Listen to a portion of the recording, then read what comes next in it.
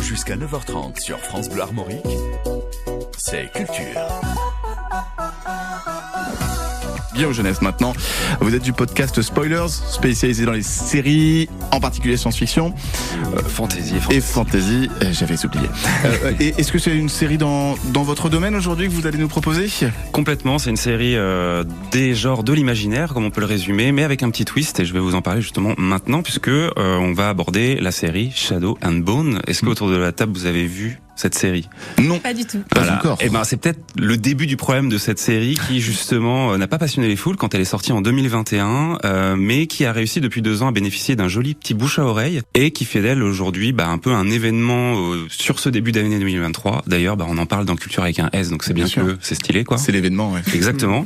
Alors qu'est-ce que c'est ? C'est adapté de romans comme souvent d'une autrice à succès qui s'appelle Leigh Bardugo et qui se déroule dans un monde de fantasy où des Grishas, des personnes douées de pouvoirs magiques, sont à la fois la force militaire du royaume de Ravka et l'ennemi à abattre pour leurs voisins. Donc imaginez une version avec de vrais acteurs de la série The Last Airbender par exemple. Un monde en guerre donc où l'histoire extrêmement originale, attention, accrochez-vous bien à votre fauteuil, va nous amener à suivre une jeune orpheline nommée Alina Starkov qui découvre qu'elle possède des pouvoirs. Exactement. Ah oui. Un pouvoir Ça magique arrive. exceptionnel qui pourrait changer l'équilibre des forces dans le monde. Vous pouvez nous dire ce que c'est le pouvoir ou... Alors non, parce que c'est un des twists de la série, donc je vous laisserai le twist, c'est regarder. le rebondissement, c'est ça ? Effectivement, et surtout, déjà le premier élément, c'est que l'héroïne est une femme, et c'est encore quelque chose qui est relativement, surtout dans le cadre de littérature, enfin de romans et de séries adaptées d'un univers fantasy très codifié, quelque chose de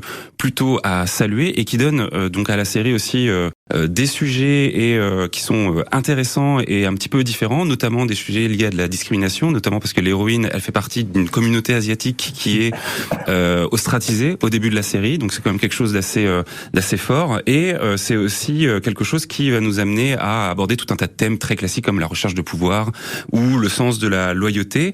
Elle est interprétée par une jeune actrice qui s'appelle Jessie Mailing, qui illumine vraiment la série de son charisme, donc rien que pour ça, on a envie vraiment de la suivre.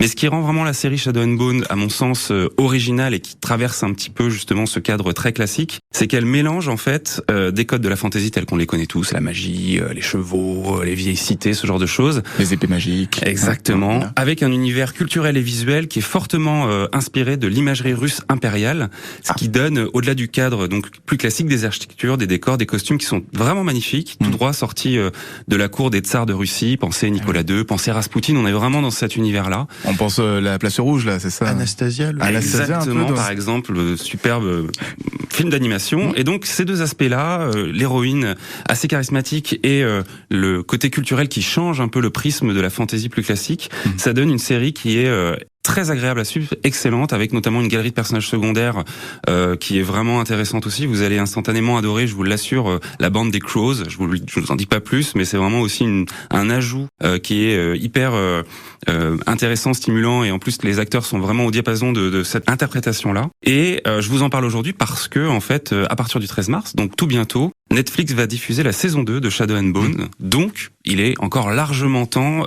pour vous, chers auditeurs, chères auditrices, et pour vous autour de la table, de regarder les 8 épisodes de cette première saison pour être fin prêt à découvrir le 2e chapitre de la saga d'Alina Starkov. 8 épisodes donc de combien de temps chacun ? C'est 45 minutes, 1 heure. 45 minutes, Shadow and Bone à découvrir sur Netflix, et c'est le conseil ce matin de Guillaume Jeunesse du podcast Spoilers.